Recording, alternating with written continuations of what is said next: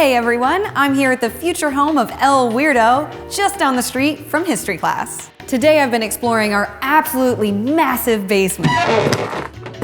It's jam-packed full of weird stuff. Hello? Like this old gas station mirror. Whatever this thing is. And a whole bunch of old lunch boxes. So I want to pick y'all's brains a little bit. What do you think we should do with all this weird stuff? Should we make furniture out of it? Put it on the walls? Y'all just let us know.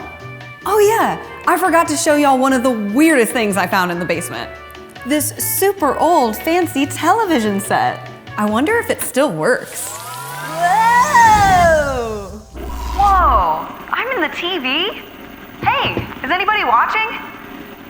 You guys? I'm not ready for prime